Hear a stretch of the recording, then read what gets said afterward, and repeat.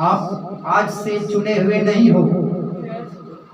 Bible में लिखा है जो वचन तुम सुनते हो इसको सुनने के लिए कितने राजा महाराजा सुनना चाहे, लेकिन उनके भाग्य में न था कि ये वचन सुन पाते, और वे मर गए, सड़ गए, आज वे नरक लोक में पड़े हैं।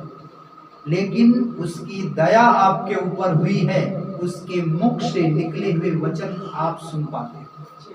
लिखा है कि इजरायली जिसकी खोज में थे वह उन्हें नहीं मिला, परंतु वह चुने हुए लोगों को मिला, और शेष लोग कठोर किए गए। शेष लोग कठोर किए गए।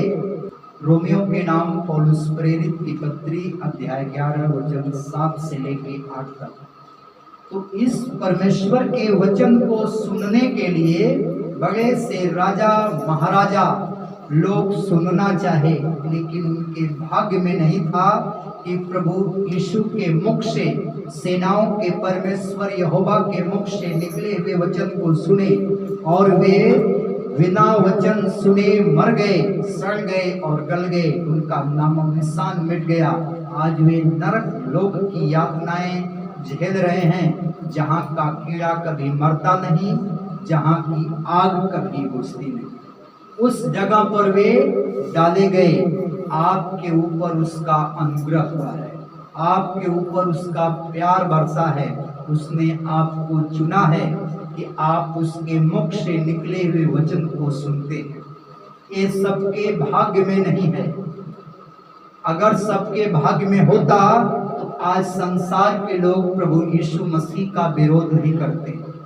जिसने आपके लिए अपने प्राण तक को दे दिया, उस परमेश्वर का लोग विरोध नहीं करते, सताव नहीं होता, परमेश्वर के जन को लोग नहीं मारते, परमेश्वर के बाइबल को नहीं फाड़ते।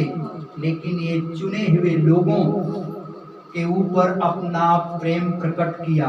आपको उसने अपनी आवाज दिया है, अपनी कॉलिंग दिया है, उसने आपको चुना है, और आज के आप चुने हुए नहीं हो। लिखा है गर्भ में रचने से पहले मैंने तुम पर चित्त लगाया, और उत्पन्न होने से पहले मैंने तेरा अभिषेक किया। मैंने तुझे जातियों का भविष्यवक्ता ठहराया है। यिर्मयाह भविष्यवक्ता की किताब से अध्याय 1 वचन 5। आज के आप चुने हुए नहीं हो। ये जगत की उत्पत्ति से पहले आपको उसने चुना है। जब उसने आकाश और पृथ्वी का बुनियाद नहीं डाला था, तब से आप चुने गए हैं, और समय आने पर उसने आपको इस दुनिया में लाया। जो आपका नाम है वो भी आपके माँ बाप के नाम के द्वारा नहीं रखा गया है। उसने कहा है कि हे इजराइल तेरा रचने वाला, हे याकूब तेरा सृजनहार परमेश्वर यहोवा अब यूं कहता है, मत डर क्योंकि मैं तेरे संग हूँ। जब तू जल में होके चले तो मैं तेरे संग रहूंगा। जब तू नदियों में होके चले तो वे तुझको न डुबा सकेंगी। जब तू आग में चले तो तुझे आंच न लगेगी, और उसकी लौ तुझे न जला सकेगी, क्योंकि मैंने तुझे छुड़ा दिया है और मैंने तेरा नाम लेकर के पुकारा है। उसने नाम लेकर के आपको पुकारा है। आपका नाम आपके माँ बाप ने नहीं रखा है। आपका नाम उस सेनाओं के परमेश्वर यहोवा ने रखा है। आपका नाम यीशु नासरी ने रखा है, जो क्रूस पर आपके लिए कुर्बान हो गया। आपका नामकरण उसने माँ के गर्भ में डालने से पहले रचा है। Hallelujah, hallelujah, hallelujah, hallelujah, hallelujah, hallelujah, hallelujah. तो आप किस लिए बुलाए गए हैं ये आप जानो। आप किस लिए बुलाए गए हैं? बस ये बुलाने करने के लिए बुलाए गए हैं कि खाओ पियो और सो जाओ? हाँ, इसलिए आप नहीं बुलाए गए। बुराई के बदले न बुराई करो, न गाली के बदले गाली। पर इसके विपरीत तुम आशीष ही दो, क्योंकि तुम आशीष के वारिस होने के लिए बुलाए गए हो। पहला पतरस अध्याय 3 वचन 9 बोलना नहीं, तुम आशीष के वारिस होने के लिए बुलाए गए हो। जो प्रेम पिता परमेश्वर ने अपने इकलौते पुत्र के ऊपर उंडेला, वही प्रेम आपके ऊपर उंडेला है, और वही स्थान आपके लिए भी है। हमारा स्थान कहाँ पे है? स्वर्ग में। और जो इस धरती पर बहुत दिन जिंदा रहना चाहता है, बहुत अब सब कुछ बनाना चाहता है, वह बाइबल बताती है सब कुछ व्यर्थ है, क्योंकि आपके लिए घर बन चुका है।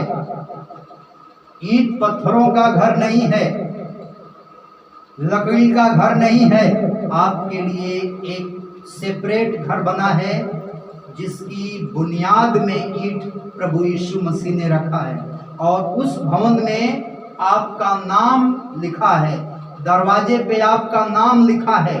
जब आप यहाँ से कूच करेंगे, महिमा करके आप परमेश्वर के राज्य में प्रवेश करेंगे, तो आप उसी धाम में जाएंगे, उसी घर में जाएंगे। इसलिए लिखा है हमारा स्वदेश स्वर्ग में है, पर हम एक आने वाले उद्धारकर्ता प्रभु यीशु मसीह का इंतजार कर रहे हैं। फिलिपियों के नाम पौलुस प्रेरित की पत्री अध्याय 3 वचन 20।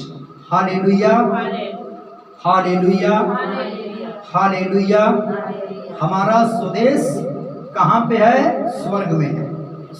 हम इस घर में चीखते हैं, चिल्लाते हैं, दुख में रहते हैं, पीड़ा में रहते हैं, कष्ट में रहते हैं, कर्ज में रहते हैं, बीमारी में रहते हैं, लाइट नहीं है, पानी नहीं है, सब कुछ सप्लाई बंद है। लेकिन उस घर में जहाँ पर खुदा लेके जाएगा, वहाँ पर सब कुछ सप्लाई हमेशा हमेशा के लिए, युग युग के लिए रहेगी। यहाँ की लाइट, यहाँ का प्रकाश की जरूरत नहीं है। परमेश्वर की ज्योत से वहाँ उजाला हो रहा है, और मेमना उसका दीपक है। ऐसी जगह पर परमेश्वर आपको ले जाएगा। लेकिन इसको पाने के लिए आपको क्या करना पड़ेगा? परमेश्वर के मार्ग पर चलना पड़ेगा। सिर्फ खाना पीना आपके लिए नहीं है।